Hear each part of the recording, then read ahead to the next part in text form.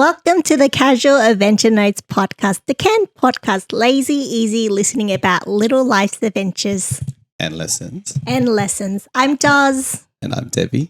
And we're in Japan. That's why the background looks crazy. And it looks a little bit jumbled up as per normal hotel sort of accommodation. We're a little bit messy. Yeah. And the lighting is quite dim and I don't know how to make it brighter, so you're just going to have to bear with me. Anyways, I thought for our palette cleanser today, we could do something pretty Japanese themed. So in Japan, it's very popular to have those little... Gotchas? Gachas? Gachapon. Gachapons, which is basically a little machine. You put money into it and there's toys that you can get, but it's a lucky draw, so you get a random toy. So what we've done is we've picked a few that we liked and we're going to open them up as part of our palette cleanser. All right. Do you want me to open the first one? Yeah, do that. All right. Let's have a look. So we brought a bunch. They're next to Devy at the moment. So this is a yellow one. These are actually really sort of childproof. Impossible. That one came off really easy. Sticky tape. Oh. You have to actually describe what you're getting. So I got an onigiri little figurine that has a face in it. So I might just assemble it and I'll show you closer. But I think it's actually the rare one that we saw. Cute. So there's, I think, obviously more common ones and then rare ones. But let me just assemble this so I can show everyone. Can I have one? So he just handed me a pink one. I actually forgot the pink one was.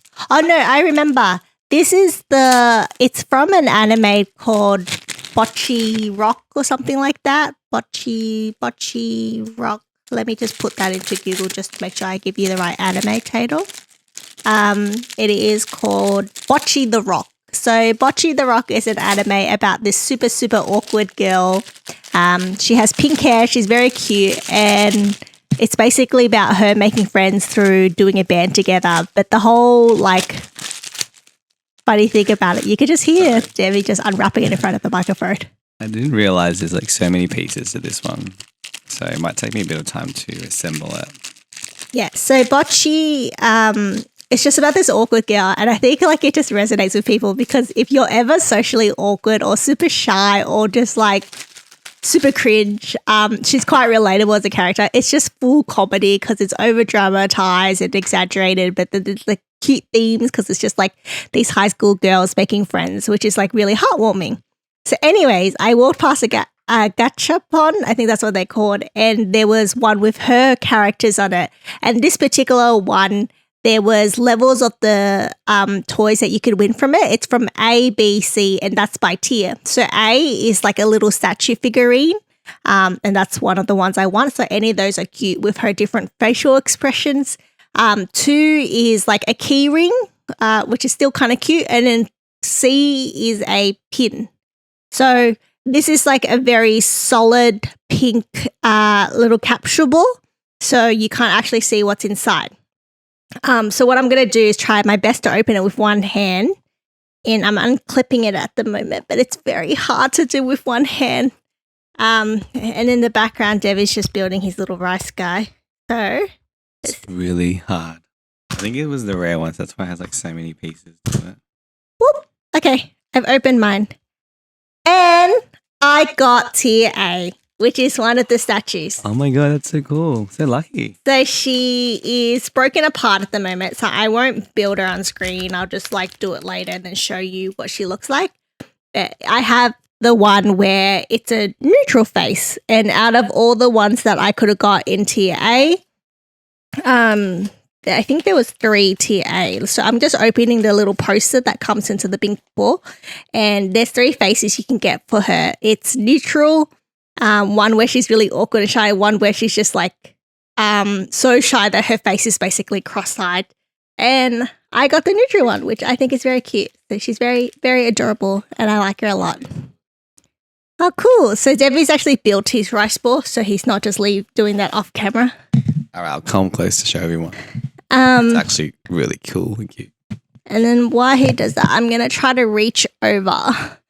And this is the problem when you film in new places. You don't know the set very well. I'm trying to reach for another one, but I can't actually get it. It's really hard. Anyway, gachas is a lot of fun in Japan. I'm sure there is like an aspect to it where it like lingers too close to gambling. It's quite addictive if you let yourself get into it. But if you don't, then it's fine. Let's open. We have 2 more to open. So I'll open this one, which is from another anime called One Piece. And if it wasn't obvious by now, I like anime. I grew up watching it. So One Piece is an anime about pirates. And the whole theme around it is about like meeting people along the way. Everyone has their own stories and how a group of them come together and form a crew. And it's just about friendship, overcoming challenges to become like the best in the world. And he's trying to find the treasure, One Piece. Mm-hmm. And I'm going to open my one, which is essentially a food replica of my favorite ice cream that is pretty much only, I'm sure it's available in other countries, but predominantly in Japan, called Cremia. And there's multiple flavors. And my favorite flavor is just the original milk flavored. So let's see what I got. And in Japan, it's actually very popular for them to wrap things quite thoroughly. So, like, for example, something quite Western is McDonald's. If you get McDonald's takeaway in Western countries, you're used to just getting a paper bag and that's it. And then, you know, your food comes in a box or wrapped up or something like that. In Japan, you'll order a meal and you'll get the food wrapped up in its expected wrapping, either in a box or the burger wrapped up. Then it's in the paper bag. Then it's in a plastic bag for you to carry. And then the drink's also in a separate plastic bag for you to carry because they're all about convenience. They like individually packed thing. I think it comes from the cleanliness. I don't know what their recycling policies are like, but I know that they separate their rubbish quite well. So hopefully that kind of like balances it out. What did you get, Debbie? So it's a mixed chocolate and vanilla creamy ice cream. Let me come close and show it. Cute. Did you show this one yet? Yeah, I'm going to show it on the screen. It's fine.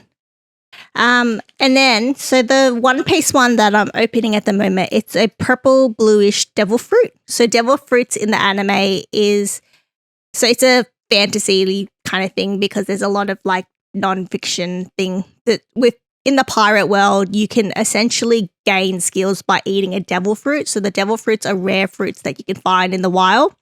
And each fruit gives you a special power. So, for example, one might make you fly, one might make you be able to control fire. And if someone has a skill, it means that someone else can't acquire that same skill until that person dies, and then the fruit will like reappear, and then they will get it. And so this is the shape of a dragon fruit, which I think is very cute. And I'm looking at how to open it, and it's not a typical gacha. So I'm just going to squeeze it and see what happens. So this one is from one of the more recent arcs in One Piece. For those who are up to date, out of all the characters, I wanted Luffy or Dr. Vegapunk, but we'll see who I actually got. I did not get either. I got Kuma, which I still like because he's very cool. It's a little figurine. It's very cute. I think I'll keep the capture box as well. It's very adorable. Oh, all right. More assembling. Let's we'll just show a picture on the screen because it doesn't look like it's focusing. That was a fun palette cleanser. A little bit chaotic.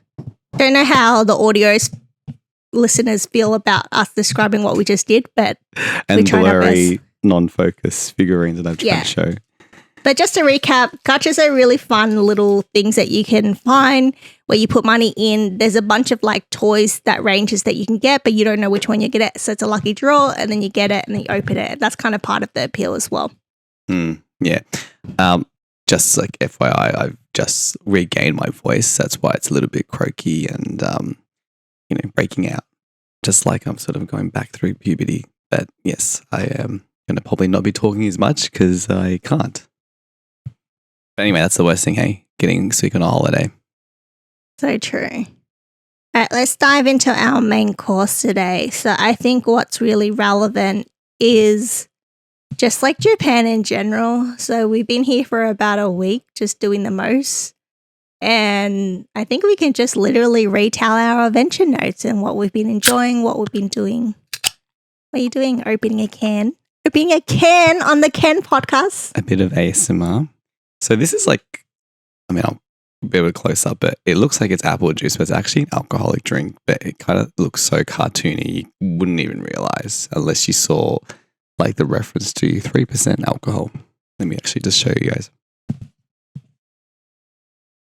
So, what are we doing in Japan? We're literally just on a holiday at the moment. It's a lot of fun. We're going to cities that we haven't been to before. So we've been to Japan before and we've done the typical cities that people tend to do first time. So Tokyo, Osaka, Kyoto, all those. And they're a blast and we will spend a few days there. Can barely taste the alcohol. That's dangerous. A kid probably wouldn't even realize. You want to something? No, thank you. Actually, probably wouldn't want to get sick, do you? But this time we decided to venture out into cities that we haven't been to before. They're still very popular, but they're not probably as big and not what you think of first. So we're currently in Sapporo, which is further north. A lot of people tend to come here during winter for the snow. I don't snowboard or ski, so it's not appealing for me to go for the snow. So I'm just here while it's summer. I think it's summer, yeah, autumn. It's sort of start of summer, end of spring. So, yes, definitely not any snow, but I mean, Sapporo kind of really well known for their seafood. That's probably why I'm here, because I am a big seafood fan. Actually, I think everywhere in Japan has really good seafood. So, but I just made sort of the specific hike up here just to see how it compares, to Osaka or Tokyo, where we've been before. I also noticed that in Sapporo, they're really big on their beers. And I don't know if it's because it's a city known for craft beers, but in their its main central area, it feels like New York with the big advertisement, the big buildings and the big LED lights, and then all the major beer brands basically take up like a whole building with their advertising. Yeah. Billboards. And in every corner, every restaurant, they're advertising one of the beers as a signature thing. It's almost like the same as how Coca-Cola has taken over a lot of restaurants when you go in. Yeah, I think so in the middle of I can't remember what the main city is, Susukino.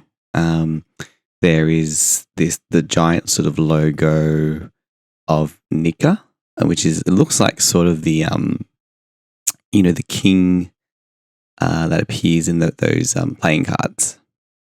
And that's become essentially almost as synonymous for Sapporo as the running gliker man in Osaka. Yeah.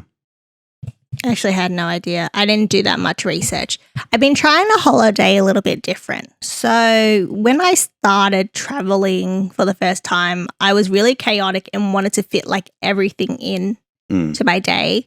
And I'm the type of person who I love organizations. I love a good itinerary and I will plan something by the hour. So I kind of have a guide or something to do. I'm not that anal. I will flex a little bit on the actual day, but I like to plan ahead. So when I've traveled in the past, I would try to cram so much in, and it was really fun because I got to do a lot, see a lot, experience a lot in such a short amount of time, and then have stories and experience to share. Mm-hmm. But I've noticed that I feel like I've lived so fast pace for a lot of years, and now I just feel like slowing down. Yeah. So with this holiday, when I found these new cities, I did a very quick search and I put an itinerary together, but I put a lot more gaps in the hours because I wanted to allow enough time to kind of walk around and just discover things more spontaneously, go in somewhere that where the energy looked fun or looked cool. Mm. And I honestly think I've liked it. It was an adjustment for me because I'm so used to the fast-pacedness, but I really appreciated slowing down. I think it's a form of self-care that people underrate. Yeah, but even like, doing stuff spontaneously, you'll like stumble upon like little gems that aren't on, Google Maps or TripAdvisor or anything like that. I think it sort of almost comes with a bit of, maturing and becoming a bit older. It's sort of like when you're back in your, young days where you would, be a lot more economical and, budget conscious. And so, you'd probably, when you go to Japan, you'd probably live off completely like convenience stores. Convenience stores here are like next level though. Like even if you, didn't have to budget, like the food selection is just amazing. But, it's like, I'm probably at a point where I kind of value comfort. So whether that's, paying a little bit extra, to fly a non-budget airline, or something I discovered on this trip was luggage transfer, where they would like literally take your luggage from your current hotel to your next hotel. So it saves you from like, dragging along like a 20 kilo plus luggage on a train that's like fully, congested and busy. So yeah, it's sort of like a bit of aging, and maybe it's just more like you have a bad, you don't want to injure yourself more than anything else, really.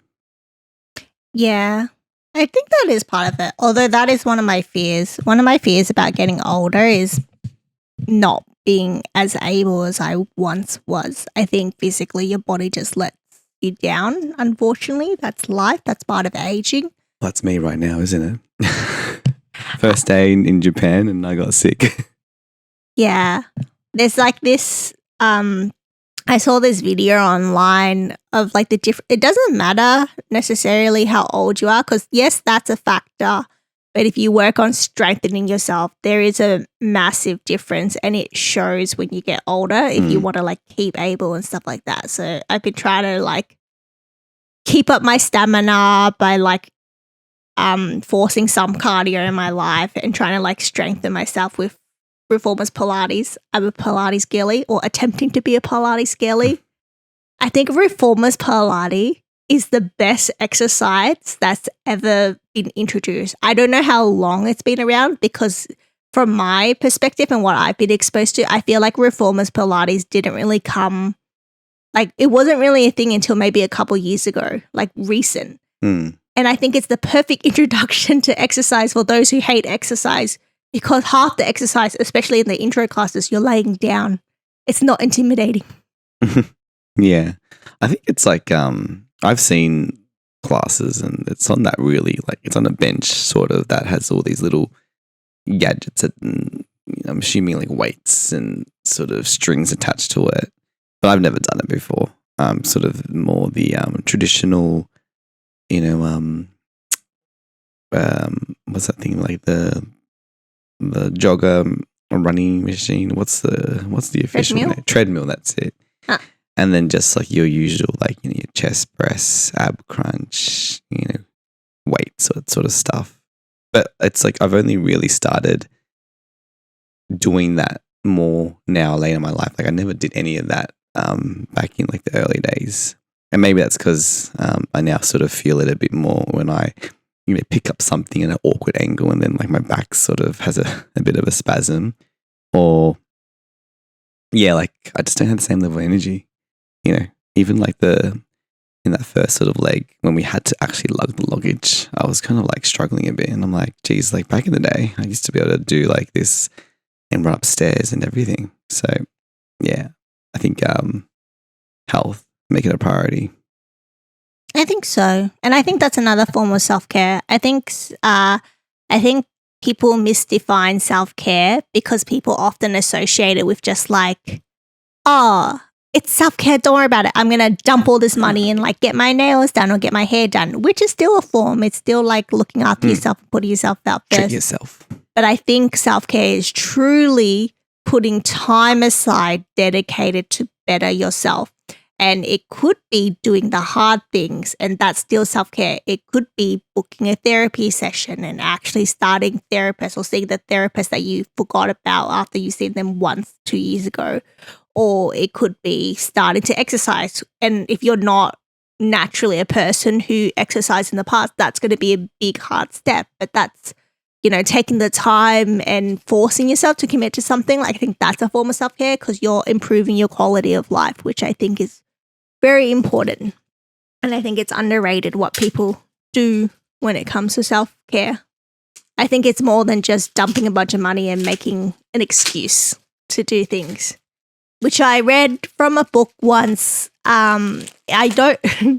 So I like to read a lot, but I like to read a lot of nonfiction, like just stories. I like stories. They're really fun. But occasionally I like to pick up a good self-help book because they're always nice little quotes in there and motivators.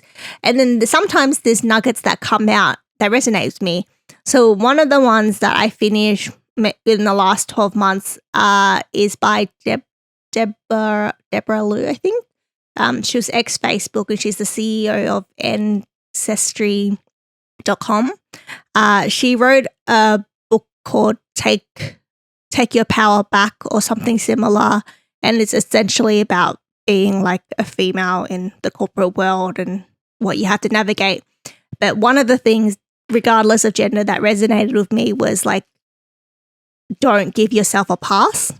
And then the whole chapter is essentially about it's easier to lie than tell the truth. So, or make excuses. So the whole concept is, oh, my phone just buzzed in the background. I thought I talked to it, but I didn't. But the whole concept is essentially about it's very easy and a natural defense mechanism as a human to make an excuse why you're not doing something or why you reacted a certain way if it's perceived negative by someone else, for example, or why you're not willing to do something. And the example she used in a work context, for example, is like in a meeting, you don't speak up in the moment because it's too big of a group. You're trying to manage the politics and in your head, you make up the excuse, oh, it's okay, I'll pull them aside one-on-one later on. But that's technically an excuse you've just made for yourself instead of kind of just coming to the table and expressing your opinion, which is the intention of the meeting to like get the voices out in a forum to make a decision. So she's just saying, don't give yourself a pass. Don't give yourself an excuse. Like, don't wait, basically, because if you do like acknowledge that you are the one procrastinating and the one that are making excuses, and I think that's so valid. Like, I think that was one of the Kickstarters or flame that I needed to like do things with my life. So it's why I dedicated to like starting Pilates, because me making excuses like, oh, I don't have the right like activewear and stuff like that was just an excuse and giving myself a pass. Or if you're not improving yourself or you're still work related, if you're like staying in a job that you know you probably can't grow, but you say stuff like, oh, but they're so good to me. I get paid well. I like the people I work with, but there's no growth. Then you're making an excuse again. Sorry, it looked like I wasn't paying attention, but I actually was. But I kind of like a bit OCD with leaving stuff unassembled, so I just assembled all the figurines. But, it's funny you say that because I think the one thing I've read a lot of is that people who change jobs from a salary perspective earn a lot more than people that stay and are loyal to one company, saying across their life. So I think there was some study that was done around someone who had changed jobs every 2 years versus someone that had stayed in the same company for that same period over 10 years, and they were earning it was like 30 to 40% more by sort of jumping jobs. Yeah. There's a lot of factors that play into that, of course.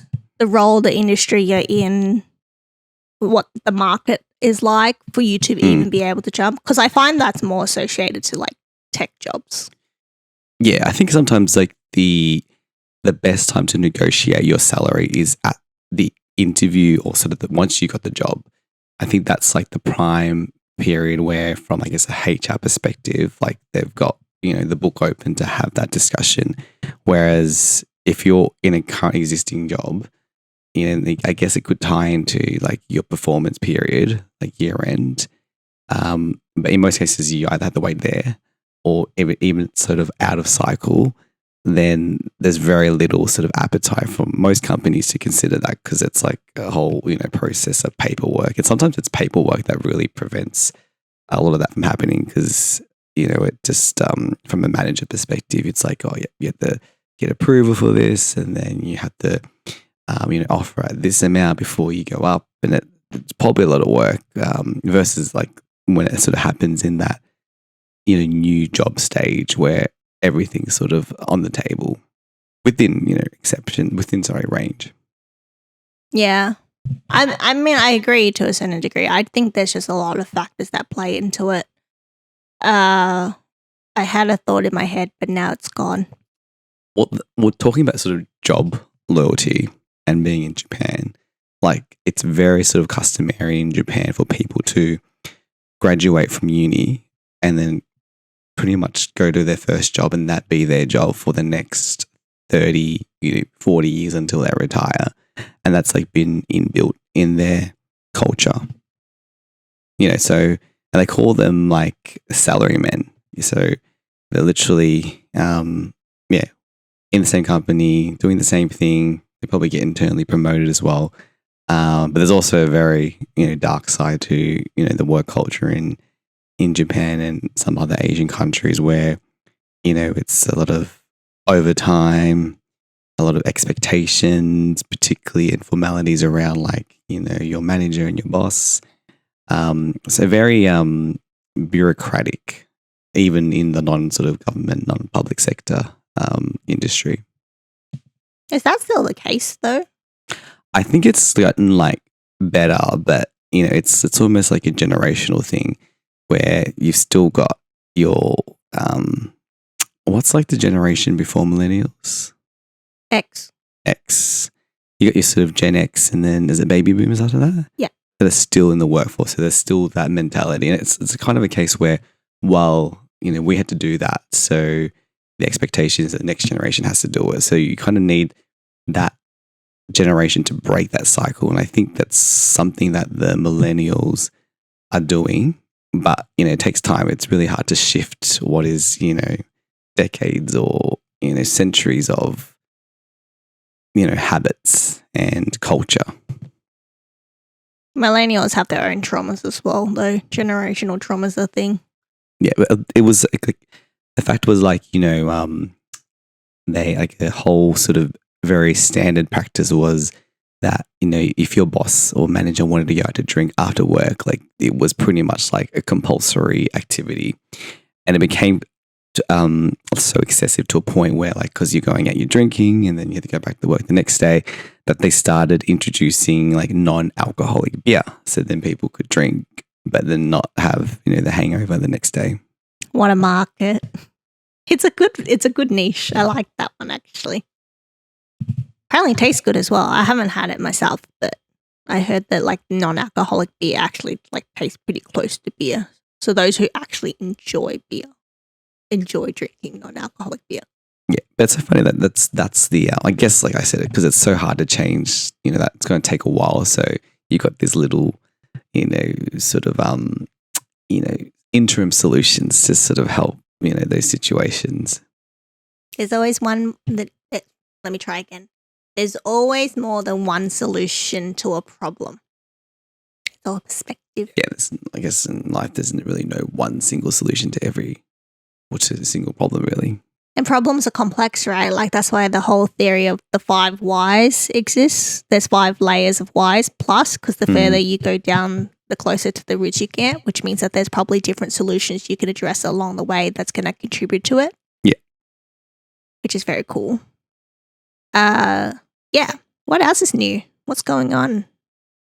So we've been talking about how we're currently in Sapporo, Hokkaido, and before that we were in Fukuoka, which is a little bit sort of outer west, another sort of big city, but a bit more sort of sleepy, town, really loved the area. And then before that, we were in Osaka and Tokyo.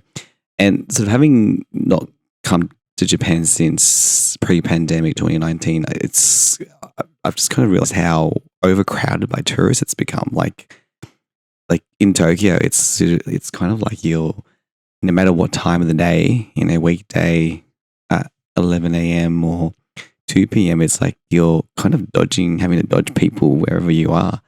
And it's great for Japan. I mean, tourists brings in a lot of money, but it was very different to like sort of what I remember of Tokyo and particularly Osaka and those two cities back in the day. You know what else was sad? The fact that Japan hosted the Olympics in 2020 and that was middle of the pandemic. Well, that was the start of the pandemic. So they were kind of like on the fence on like, oh, is this COVID like that serious or not? And then they ended up having to defer it till, was it 2022? But it was a shame because like they had all this merchandise that was like Tokyo 2020 and it never happened in 2020. Yeah. What a dark time. I don't even want to touch on it too much. But speaking of the Olympics, so something I don't like sport. I'm not very good at it. I don't understand it enough to watch it, to enjoy it. But there's moments. But something I kind of starting to pique my interest a little bit is volleyball, but only watching the Japanese people play. Is this sort of the haiku anime basis inspiration?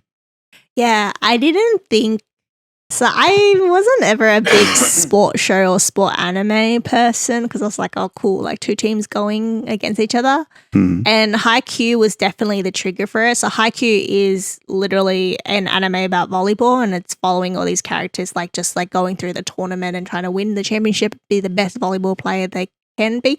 But it's a lot more epic than that. So I heard that it was good and I put it on in the background once when I was cooking. And then I just got hooked and then finished it and up to date. And I think the new season's coming out soon as well, which is very exciting. But then there's all these cool moves and stuff like that. So when the Olympics happened, it recommended me on YouTube like videos of the Japanese people playing. And then I ended up just following it and watching all the games during the Olympics and then had little obsessions with like certain players. And then I watched like highlight clips afterwards and I was like, oh, volleyball's kind of cool. And then it made me think, and then it made me start slowly having a better appreciation for sport in general now.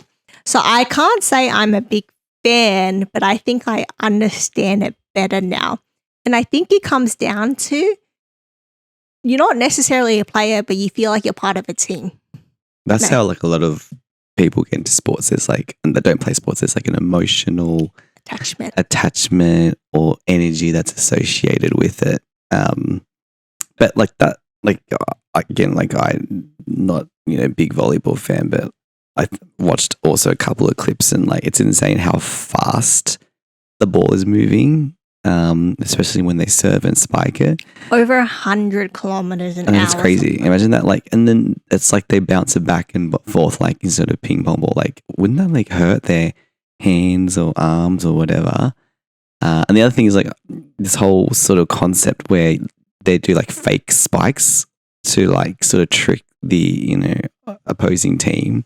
Again, like all this strategy and that's where like it keeps you on edge because you're like, oh, is that an actual spike? No, they're just a simple tap. And then anyway, it's that's I guess what's probably why you like watching it because it's like this what's it called, like thrilling aspect to it almost. It's so fun. So I'm enjoying watching that. Still trying to get into other sports, but still learning them, so don't know them fully at the moment. Sorry. It's all right. Still lingering cough. Almost saw a baseball game in Japan. I think baseball's very popular here as well. Yeah. Is baseball and softball the same thing? Are people going to hate me that I just said that? You're asking the wrong person, but maybe it's a different type of ball. A baseball and softball, the same thing. I'm typing that into a browser at the moment. What are the differences between baseball and softball? Baseball and softball both use bats, balls, and gloves. So if you're invited to play a friendly game of, hang on, let me just go straight to Wikipedia. There's literally a Wikipedia page called Comparison of Baseball and Softball. Blah, blah, blah, blah. A comparison of the difference between baseball and softball can be made as softball is directly descended from baseball.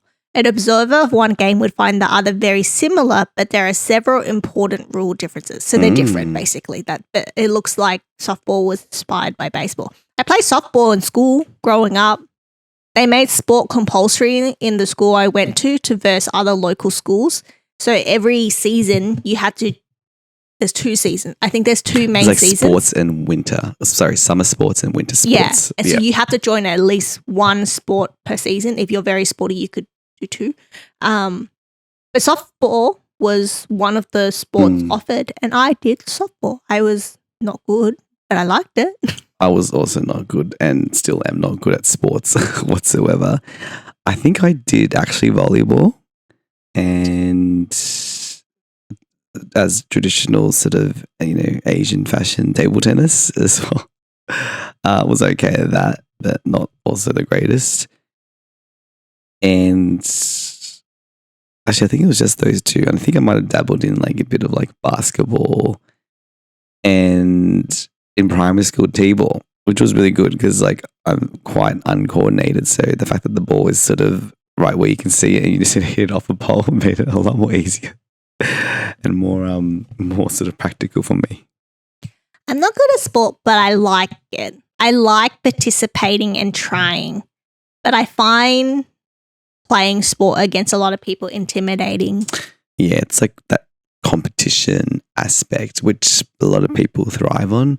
Yeah. But I think if you're just not into sports, and I'm hoping it's more the case today, there's other alternative options that are more in your creative or your arts or something that's not sport related for the people that, don't really genuinely enjoy it. I guess at that age, do you know what you like and what you don't like completely yet?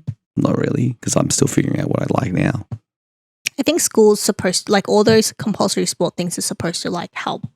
I guess it's like a fitness sort of, like half fitness, yeah. Yeah. But also you discover if you like it enough to pursue it further. Yeah. And I didn't pursue anything in the sport area. But it's fun. I want to join a social league. I have friends who are very sporty who are in social sporting teams that they play in, and they say it's social, it's fun, but I find it so intimidating because more than half of them are actually good at it and they get competitive, and then you just feel like you're letting go. It could be my own insecurity, let's be honest. Yeah. I think I actually narrowed down what the trauma was from.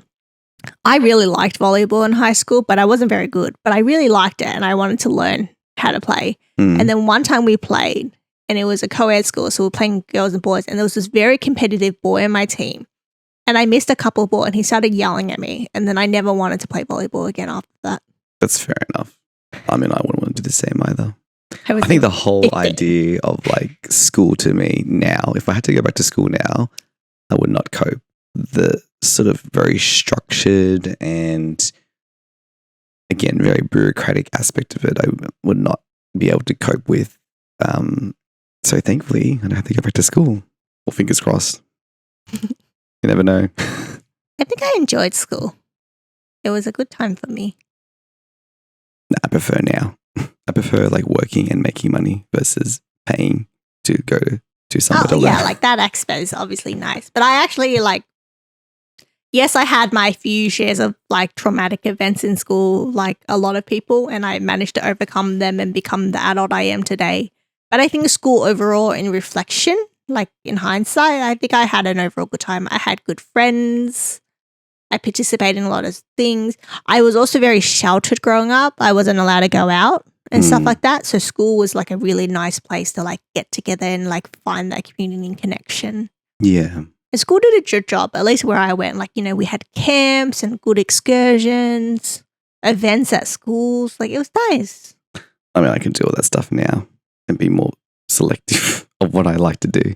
But I think I see school for me more as a learning experience more than having any enjoyment or fun at all.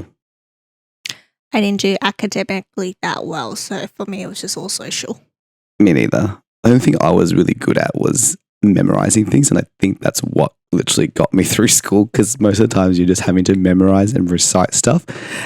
And, you know, conceptually, you probably want to understand it, but I think if you can memorize stuff, that gets you like 70% of the way, you know, and probably 70% of the marks. And then it's the rest of the stuff where they throw you a curveball in a question in an exam where, you know, you can't sort of just rehash the exact sort of memorized process or formula, you know, whatever. You found the loophole in the curriculum. Yeah. But there's a lot of subjects where you had to like think which were my better subjects, although I did fail some of the exams. Depends on the day, really. Like English, when you had to write essays. Yeah, but essays, again, like you could, again, recite what the teacher had sort of explained to you as the meaning behind, you know, what of like, you know, a Shakespeare play and like certain phrases. And again, you memorize it and then you recite it in an essay and then you'll get through it. Yeah. There was this, one of the essays that you could write in school was creative writing, and the teachers used to like discourage you from writing creative writings. Are you laughing at me coughing? No, I was laughing at what I just said because it's harder. It's harder to do well in creative writing because it's subjective. Yeah, I guess so.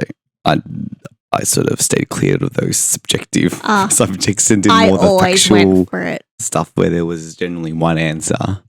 Because it's a bit hard to study for those, really. I thrived on those. I wish there was like more subjects that taught life skills, you know, like as much as I use calculus in my everyday life now when I'm cooking stuff or, you know, at work, not at all.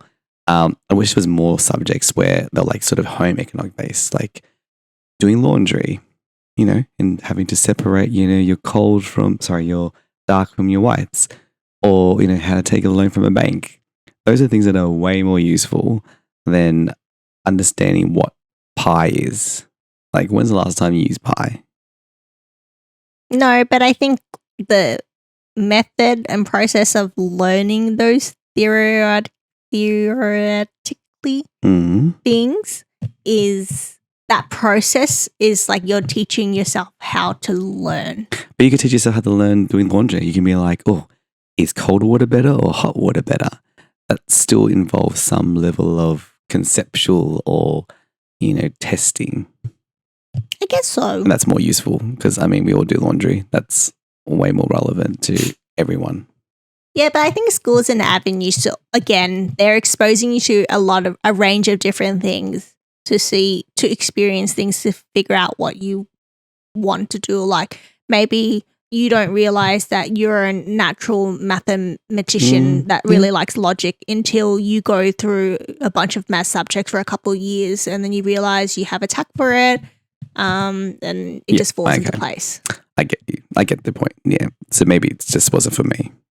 But for other people who want to become mathematicians or biologists or the opposite, you figure out what you hate and then you avoid that as a life career. Like me, I hate everything at school. I didn't like science because I couldn't grasp it that well. Yeah, I mean, that whole, what was that table of elements? Like periodic table. Yeah, memorizing that again. I could memorize that, but I have not used it at all.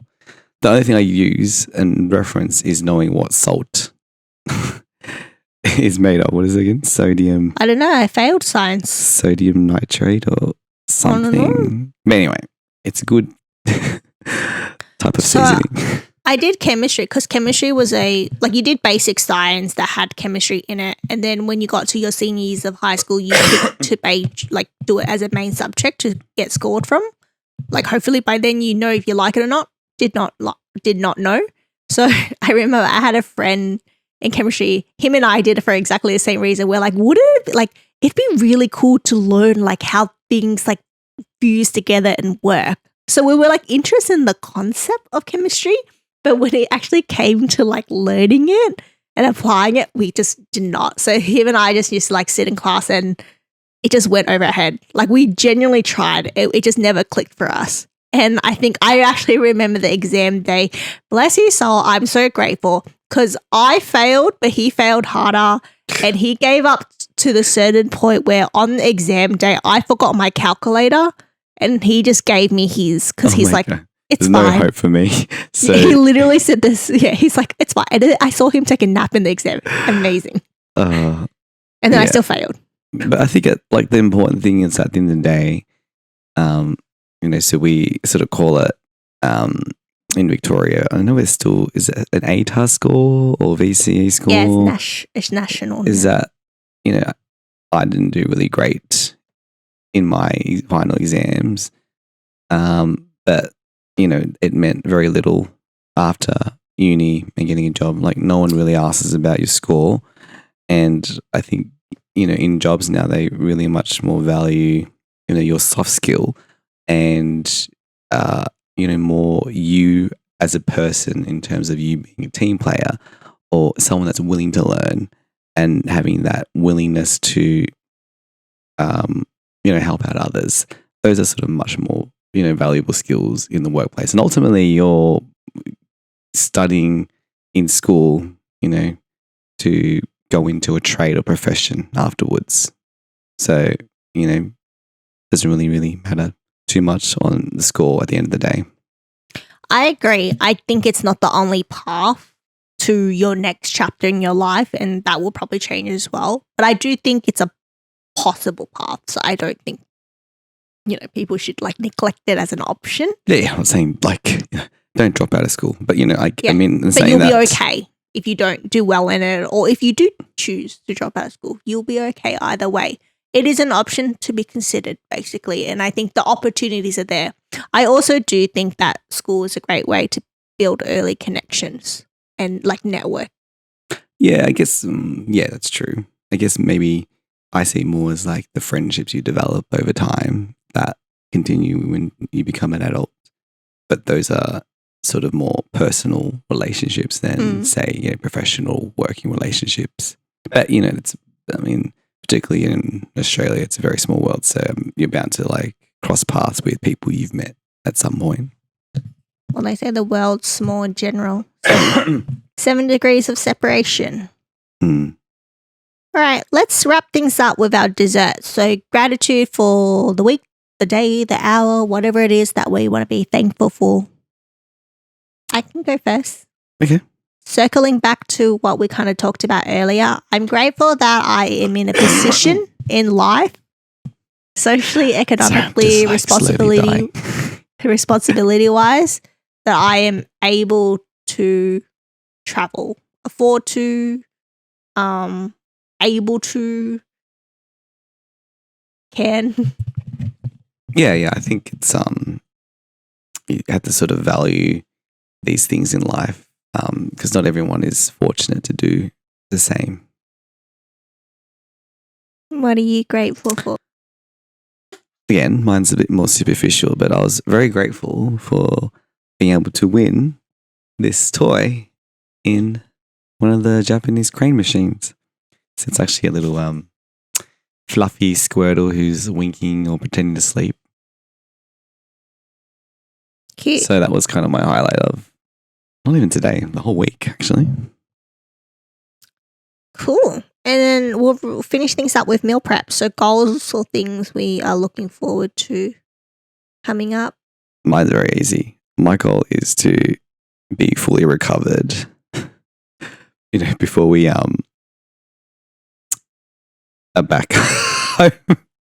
But ideally even earlier, like in the next couple of days. But luckily, I don't have to use my voice too much because I don't really speak the language here. So I've been able to just sort of get away with not having to talk too much. But having sort of what I have at the moment where I have coughing fits, it was probably not the wisest decision to go to an art gallery, which was pitch quiet and needing to run to the bathroom to sort of cough and conceal the noise of it. That was kind of funny in hindsight, but very stressful when it was happening at the time. So these poor patrons probably heard like some guy having a massive coughing fit. I hope you feel better soon. Me too. My goal, this is kind of a long-term goal. I've been meaning to learn Japanese for a long time, and it's been years, and I've only managed to retain the basics, which is hello, konnichiwa, thank you, arigato. Apparently, konnichiwa is like the hello you say in the morning, and there's like a different hello you say in the afternoon. So I got that wrong. And too. evening, which makes sense because I don't really hear konnichiwa that often, and it's because most places in like Japanese stores or like Japan doesn't really open till like post 11, and by then it's already afternoon, so you don't really hear konnichiwa that much. Yeah. Anyway, I know the word sugoi, which is awesome. Oshi, yum, daijoubu. It's okay. And I think the one word that you hear the most is sumasen, which is like excuse me, or does it mean sorry as well? No, sorry is gomase. I can't pronounce. Oh yeah, okay.